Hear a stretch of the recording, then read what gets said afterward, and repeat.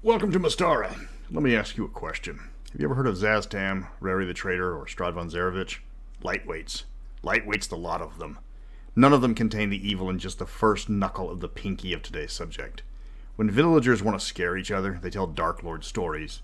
When Dark Lords want to scare each other, they tell Bargle stories. You know him. You loathe him. It's time to talk about Bargle the Infamous. The man that puts the raven depraved and the distant sadistic. The man that pissed us off back in the early 80s and has become the stuff of legend as his reputation and his legend have grown to epic levels. I'm Mr. Welch, and I'm back on schedule. Bargle's history is all over the place. I mean that researching him, it took me about a dozen books and magazines to find everything I could. His entire history is supposed to be in Dungeon Magazine 144. But when I looked at the Paizo archive of magazines, his biography is on page 94, and the PDF starts on page 93. Not happy. I blame him for removing the only interesting section of that particular magazine. Probably for the best, because it means I can make him be anything I want. There is a strange parallel between Bargle and the Joker, with the main exception is Bargle's not insane. But like the Joker, his past is multiple choice. We don't know what nation Bargle is from. He has ties to Karamikos, Minrathad, Irendi, and Darrakan, but none of those are explicitly mentioned as his homeland. We do know that he has at least one sibling, or a nephew that lives in Irendi, but nothing of his siblings or his parents. He's not exactly a family man, or at least his family likes to stake a claim on a particular territory and leave each other alone to do their particular brand of evil. And he does love his evil. For him, it's not a job, it's a hobby that pays well. He's having the time of his life committing the worst possible crimes, usually while tripping on sweet, sweet gnomish nose candy. As far as stats go, Bargle is the stereotype for a chaotic evil wizard. That's the only thing that's remained constant about him. His stats, his level, even his appearance seem to change from one book to the next. The man does not seem to have a canon appearance. In every adventure, every supplement, every iteration is different. It almost seems like all the artists that were assigned to draw him were told to just do whatever they wanted with him. If you're trying to tell a coherent story from one episode to the next about him, it's a nightmare. But if you're a DM, that makes him perfect because he can level up with the party and be their own personal nemesis as part of the campaign. But an evil like him is used sparingly. A little Bargle goes a long way because players will get tired of his random acts of murder and mayhem and get frustrated by the fact that he always gets away. That last part is important. Remember, he's like the Joker. If you kill him, then you've restricted yourself unfairly. Killing him should be the last part of the campaign, when the player's opinion of him has evolved from amusement to dislike to hatred to blood feud. Bargle's first and legendary appearance was in Mincer's Red Basic box set. You remember that one? If you haven't, you know the rules. It's odd that of all the D&D stories, including the Epic War of the Lance, the Never-Ending Dark Elf series, and the Lauded Cleric Quintet, effectively a short choose-your-own adventure where you go into a dungeon, meet a helpful, friendly, and cute cleric to help you kill a ghoul, and then stand by helplessly as this mysterious wizard murders her with a magic missile and skips off laughing, is one of the best-remembered D&D stories of all time.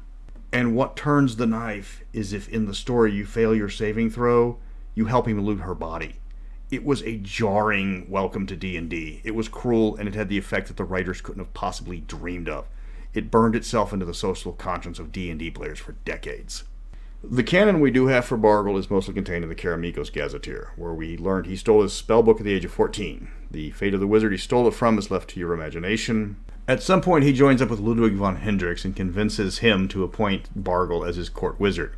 Figure von Hendrix has been the Baron for about 30 years, so if he's about the same age as Bargle, that puts Bargle around 50. Bargle advises the Black Eagle Baron how to maximize his control over the region, but still manages to take personal days off to go perform random acts of evil. The Baron might be tyrannical, but he does understand the value of well-rested employees. With the Wrath timeline, the Baron gets taken down by the forces of the Shires, and Bargle loots the treasury and teleports away. In the Almanacs, he first turns up as the advisor to King Xanthus of Blackrock, the land of the notorious slave mines in the Alphatian Empire. Bargle advises the king on how to get the most out of his slaves as they work themselves to death in the mines, at least until Haldemar shows up and frees the slaves, so Bargle just blips out and updates his resume for the next job. In his last canon appearance, he has returned to Karamikos for a little fun, and the Five Shires has put out a 500,000 gold piece bounty on his head just from the rumors that he's returned. The appearance of Bargle in canon, again, is scattered. He's mentioned several times in both Dungeon and Dragon magazines, though I have to take their word for it on Dungeon 144. He gets his own titular adventure in Dungeon 150, the last of the published adventures in the Dungeon series. In the adventure, Kill Bargle. Spoilers, he doesn't die. In Dragon 2016, he's credited as the inventor of a series of magical rings of dubious quality, but that's an April Fool's episode, so its official status is doubtful. He does make an appearance in Red Arrow Black Shield, but that module is considered non-canon and was pushed back 200 years, as Bargle's ancestor, also named Bargle, is still the court wizard for the still evil ancestor of Ludwig. Don't put too much thought into that continuity, though. His entire goal in life is to make as much money as possible and to have as much fun as he can get away with. The problem is, his definition of fun is to make people suffer for his own amusement. It's not that just people need to be in pain, it's that they have to be in pain in ways he finds hilarious. Anybody can ride into a town on a horse and just start throwing out fingers of death at bystanders, but that's boring for Bargle. He's the guy that uses an altered form of delayed blast fireball that appears and acts like a puppy before it explodes. The kind of guy that gets the laws on accessibility for the disabled people and goes out of his ways to break every single rule on purpose. 45-degree spiraled cobbled wheelchair ramps, wildly uneven staircases everywhere, unnecessarily low door frames, randomly narrowing hallways, and nary a toilet lid to be seen. Why? Because it makes him laugh. Torturing prisoners might not be a reliable way to get information for him, but it is a reliable source of fun. And the best part is, he's unrepentant.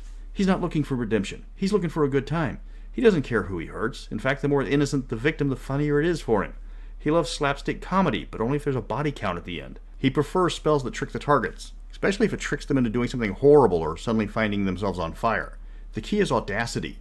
That's his shtick. That and not dying. He's in it for the kicks. He's evil, he knows he's evil, and he's perfectly happy with that. He's not mopey like Straw, he doesn't seek personal power like Manchun, he's not raving mad like Hallister. He's the guy that when the night kicks in the door to bring him justice, he just casts heat codpiece on the guy and watch him dance, and then goes back to snorting grade A gnomish blow off some elf hooker's ass. Bargle as a villain stands out because of all the D&D villains, he's the biggest hate sink. Nobody else comes close. He doesn't have a long history in canon like the Forgotten Realms villains. His body count is nowhere near some of the nastier bad guys. He's not even that high of a level most of the time. But what he is memorable. For far too many people, he killed who we thought was going to be our character's imaginary girlfriend. And then he got away. Scot-free. Much of his reputation was created by grognards and their runaway imagination, and by DMs copying the elements of that first adventure. Bargle is the perfect example of quality over quantity. He has only maybe a dozen canon appearances, but you remember each and every one of them. An adventure is only as good as its villain. This goes for any story, actually. A common complaint of the Marvel movies is that the villains are just boring carbon copies of the hero. They've got all the powers of the hero, but now just for evil. And that's boring. Well, except for Ironmonger, but that's because Jeff Bridges is an amazing actor and was a fantastic villain. We've got multiple clones of Strahd. The evil wizard out for power has been done to death, and the vain villainist willing to do anything to stay young has been told I don't know how many times. Bargle just wants to have fun. He's having a blast and isn't in the least bit apologetic about it. He will gladly cast Finger of Death on a puppy that children are playing with just for a laugh, as he's literally skipping down the street. After he takes out a party member with a particularly gruesome yet strangely hilarious spell, have him hammer dance out of the room. His villainy is best summed up as life is a tragedy up close, but a comedy from afar. The things he does are wantonly cruel, yet out of context, strangely hilarious. Again, because of the audacity in which he does them. He's not a villain you will find in a lot of stories today, especially with the focus on the villains getting a redemption arc. He doesn't want to be redeemed. He wants gold, magic, and probably copious amounts of kinky depraved sex. He has no redeeming traits, but he's not the stereotypical monster that other villains without redeeming traits are. His motivation is simple and easy to understand. He wants to have fun. His fun involves the suffering of others, and that obviously makes him a villain, but it also puts him in a category by himself compared to all of the other villains of D&D. He's probably the only villain the players have a chance catching walking around his house with no pants and bunny slippers because he couldn't be bothered to put on pants that day. The biggest difference between Bargle and the other evil wizards is his lack of an overarching goal. He doesn't want to rule, that's why he sits behind Von Hendrix. He delegates work he finds boring to his minions. He only tolerates people he doesn't like if he knows he gets to kill them later. One of the reasons why he works with the Iron Ring is because he knows the Baron is manipulating them so he can remove them and take over the activities for himself. Bargle is not a paperwork kind of guy. But when Von Hendrix tells him he gets to be the one to kill the head slaver, Bargle will put up with the guy. Not that he's opposed to slavery, far from it, but it's because he doesn't like the guy personally. If they were to replace the Iron Ring representative with somebody more fun-loving, Bargle would be a lot more friendly to him. At least until it was time to kill him, because don't confuse his jovial nature with a regard for human life. Bargle is a paradox. He's easily one of the most recognizable names in all of Dungeons & Dragons, not just Mystara, but he's got so little written about him. Even people who have never seen the Red Box know his name, because he is literally that infamous. In a time where every villain seems to need a reason for why they are a villain, he's developing spells that use infants as literal human shields. But don't use him as the villain too much, because his villainy involves a lot of terrible things all at once, and that can dilute his reputation.